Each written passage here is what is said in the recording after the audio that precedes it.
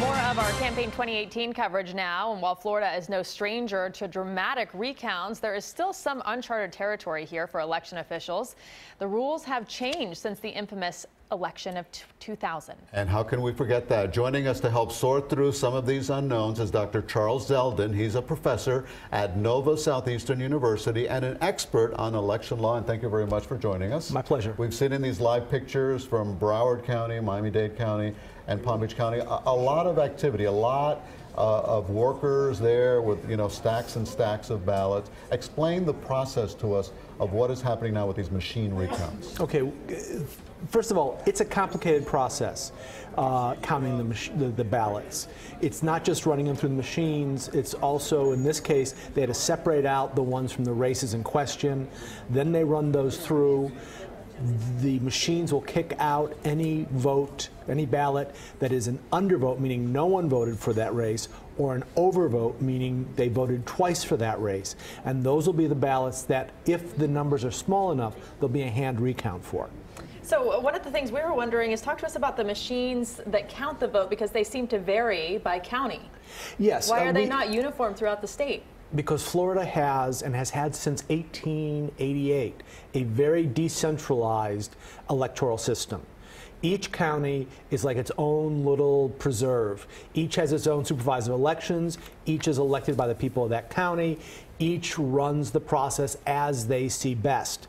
And as a result, there are differences from county to county to county. Different ballot designs, because there's different races involved, different machines.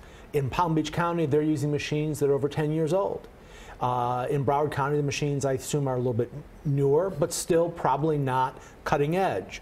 In Miami-Dade, they just hired to bring in the cutting edge counting machines to get through the counting fastest. Well, what happens if, for example, the supervisor elections in Palm Beach, because of these machines, cannot meet the Thursday deadline?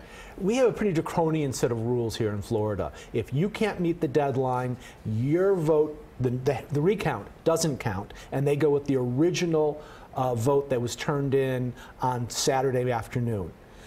Of course, then comes the litigation to fight over whether it should be included or not. And in Florida, the general policy of the courts has been the intent of the voter is the overriding goal. And so generally, as in 2000, and we've seen it in other smaller recounts, the courts are more willing to open up, allow the finishing of the recounts, and count every vote. It just seems like it never ends. And we all remember the year 2000, a lot of talk about that. So what did we learn based on that experience from 2000? What we learned, or should have learned, was that it wasn't a question of broken electoral machines. Rather, the system itself was broken. The process by which we organized the vote, the process by which we regulated the vote was broken. We were using old machines and knew it. We were using faulty machines and knew it.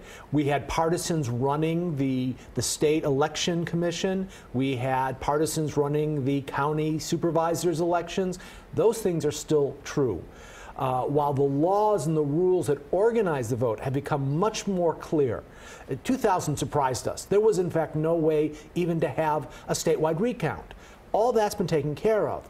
But the idea that the partisans are in charge, the people who have a stake in the outcome of the election, that remains the same, and that's where the problem lies. We don't have too much time, but I have to get your reaction to the tweet by President Trump in which he says that an honest vote is no longer possible because ballots have been massively infected. Has there been any evidence of that? None at all. The president does not understand the way the system works. In every county, in every state, in the union, counting does not end on election night. It continues. There are early votes that weren't counted. There are absentee ballots that came in late. And we still have 10 days for absentee ballots by military personnel. The counting continues everywhere. And they certainly deserve to have those. What about other overseas voters, maybe just expats who are not military? Are all of their I believe they also get the extra time as well. The key is that they have to have their ballots dated by election day and in the system in order for them to count. Okay. Professor, thank you very much. My pleasure. Very nice to have you. Thank you. And don't forget, you can always find the latest on the recount. It is complicated, as we all are seeing, by going to our website, cbsmiami.com/election recount.